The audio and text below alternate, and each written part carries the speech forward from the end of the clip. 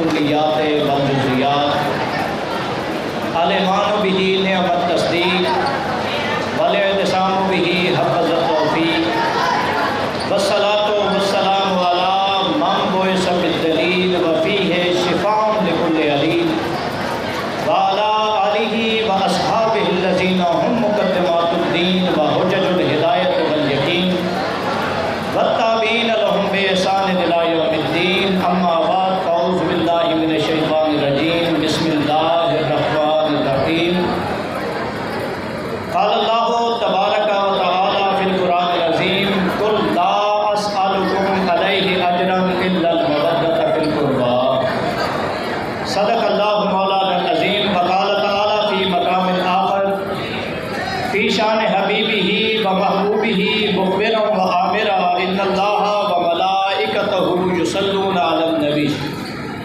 یا ایھا الذین آمنوا صلوا علیہ وسلموا تسلیما اللہم صل علی سیدنا و مولانا محمد وعلی آل سیدنا و مولانا محمد مبارک وسلم وصلی علیہ صلاۃ و سلام علیک یا رسول اللہ وعلی آلک و اصحابک یا سیدی یا حبیب اللہ صلاۃ و سلام علیک یا قائد الغر المحجلین وعلی آلک و اصحابک یا رحمت للعالمین عاشق سوئی حقیقی جیڑا قتل معشوق دے مننے ہو عشق نہ چھوڑے بھوک نہ موڑے توڑے سہ تلواراں کھنے ہو جت ول ویکھے راز ماہی دے لگے اس سے بنے ہو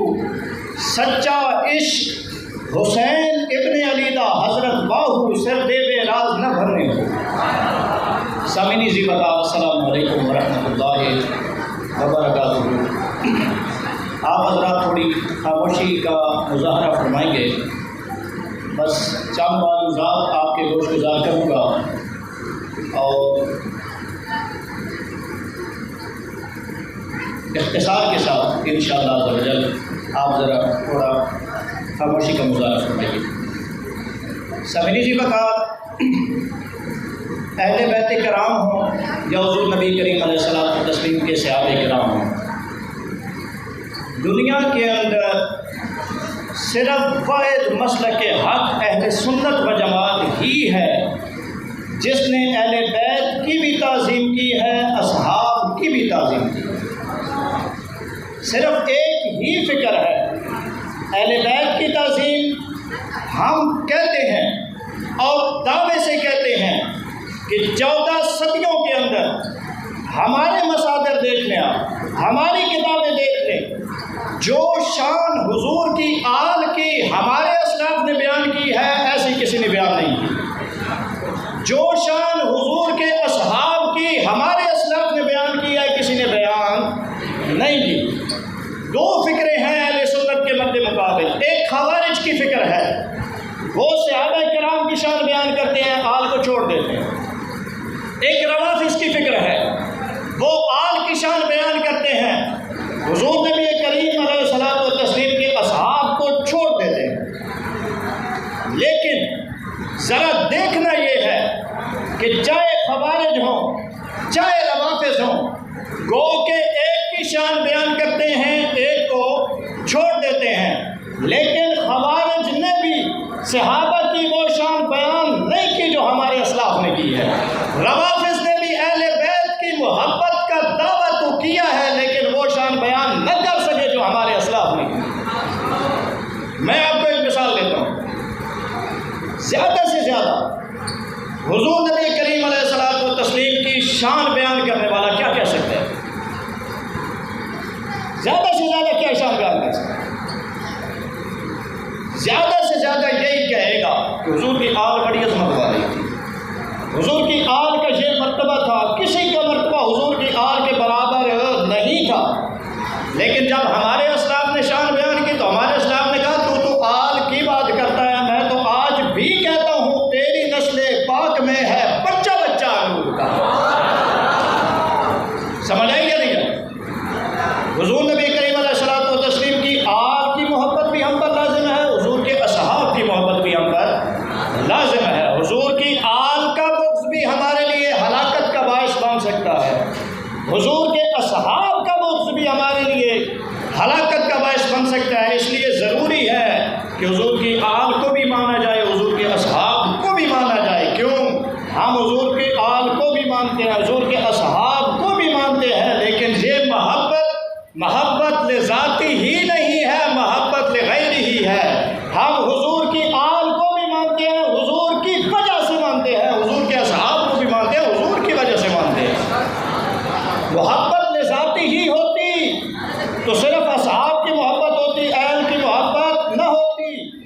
محبت لذاتی ہی ہوتی، آل کی محبت ہوتی، اصحاب کی محبت نہ ہوتی۔ ہم محبت لذاتی ہی کرتے ہیں تو حضور کے ساتھ کرتے ہیں نا، ہم حضور سے محبت کرتے ہیں۔ حضور کی محبت کا یہ تقاضا ہے کہ صحابہ کرام سے بھی پیار کیا جائے، یہ میرے مصطفیٰ کے اصحاب ہیں۔ حضور کی آل سے بھی پیار کیا جائے، یہ میرے مصطفیٰ کریم علیہ الصلوۃ والتسلیم کی آل ہے۔ اور دیکھیں احادیث کے مصادر کو دیکھیں ذرا، حضور نبی کریم علیہ الصلوۃ والتسلیم نے جب شان بیان فرمائی تو حضور نے صحابہ کی بھی شان بیان فرمائی، حضور نے آل کی بھی شان بیان فرمائی۔ وَيَکْ وقت دونوں کے لیے وہی حدیث مبارکہ آ رہی ہیں۔ مثلا صحابہ کرام کے بارے میں دیکھیں، حضور نے ارشاد فرمایا اللہ اللہ فی اصحابی لا تتخذوهم غرضا من بعدی فمن احبهم فبحبی احبهم ومن ابغضهم فببغضی ابغضهم۔ حضور نے فرمایا اللہ اللہ فی اصحابی، میرے صحابہ کے بارے میں اللہ سے ڈرنا، میرے صحابہ کے بارے میں اللہ سے ڈرنا،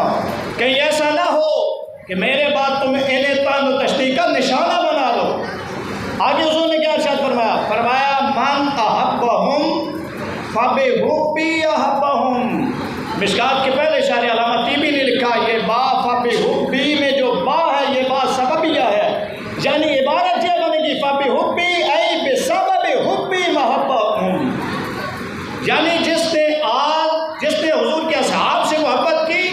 در حقیقت حضور کی محبت اس کے دل میں تھی، حضور کی محبت کے سبب،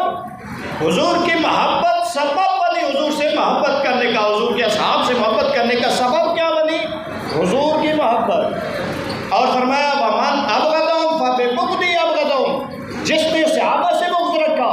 در حقیقت اس کے دل میں محمد کریم کا بغض تھا، محمد کریم کے بغض کی وجہ سے وہ صحابہ سے بغض رکھ رہا۔ حضور کے صحابہ کے بارے میں حضور نے یہ بیان فرمایا۔ اب آئیے آل کی طرف بھی یہ ارشاد فرمایا، حضور نے ارشاد فرمایا احب اللہ لما یغزوکم من نعمہ،